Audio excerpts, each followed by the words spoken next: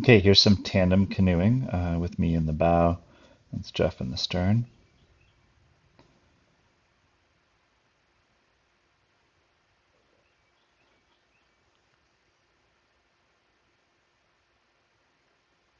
Really nice low sweeping stroke there.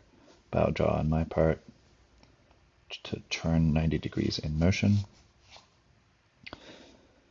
There's one reverse stroke each to stop. Oh, two. Jeff took a second one. That's awesome. Now we're each doing bow draws to spin the canoe.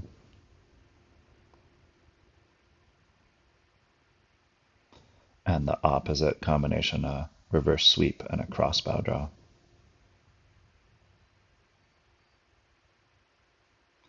So our low brace riding pry combo.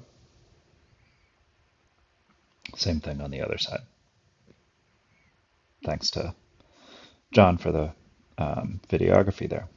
Okay, this is a fairly cruisy stroke, meaning we're not trying to sprint, we're not trying to accelerate, but what I'm still looking for, starting at L3, is some rotation in the forward stroke, some visible rotation. So even in a chill stroke, you should still be able to see the panel of my life jacket move like you see it here.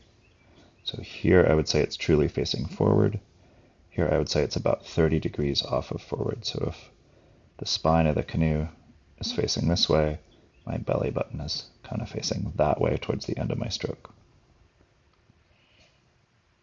That same concept is especially visible here. So here's my twist to the catch and the unwind in particular. That's the torso rotation I'm looking for in the forward with twist.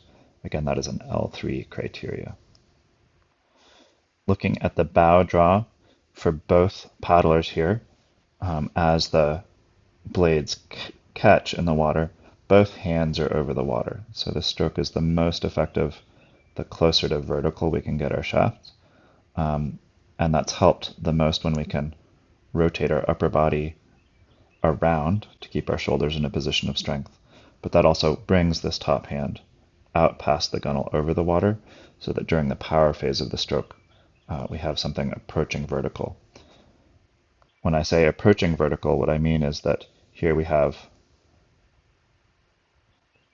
truly vertical, a 90-degree angle. If the shaft were like that, we wouldn't really get any clearance from the boat.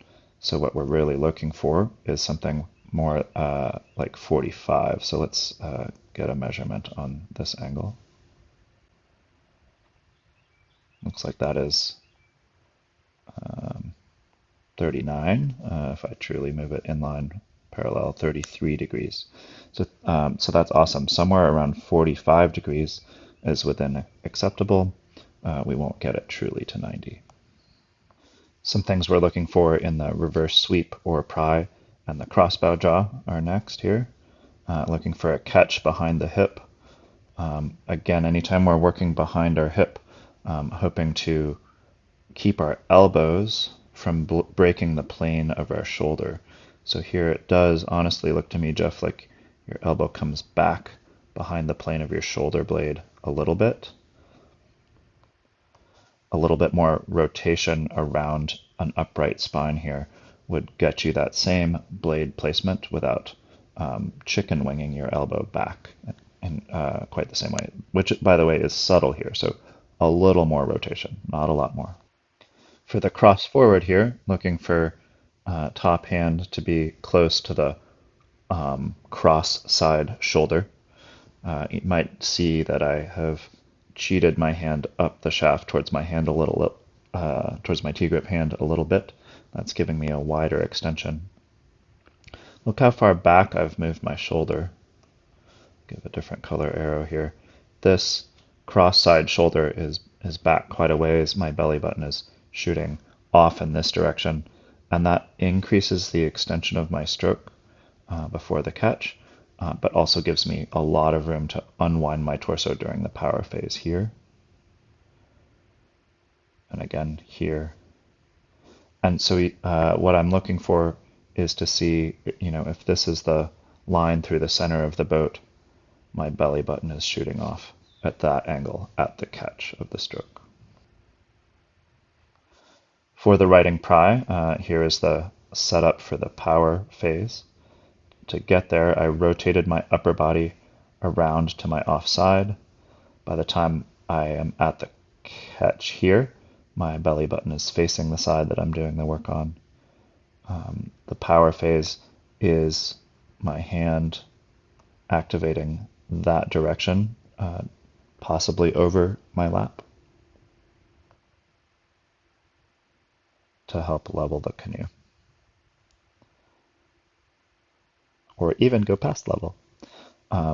Looking at Jeff's low brace, really nice contact with the water. You can see splash in both directions coming off of his flat blade. And a nice recovery.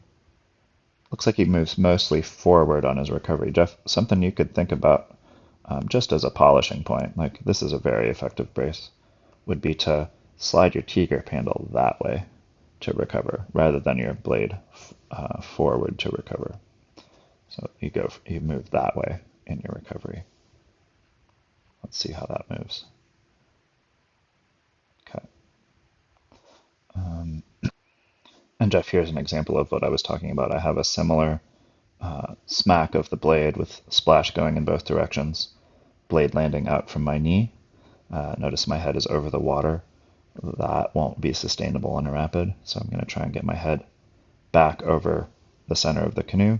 At the same time, I'm going to lift my T-grip hand slightly so I can slide the blade over towards me. Thanks for paddling with me that day, Jeff, and thanks everyone for listening.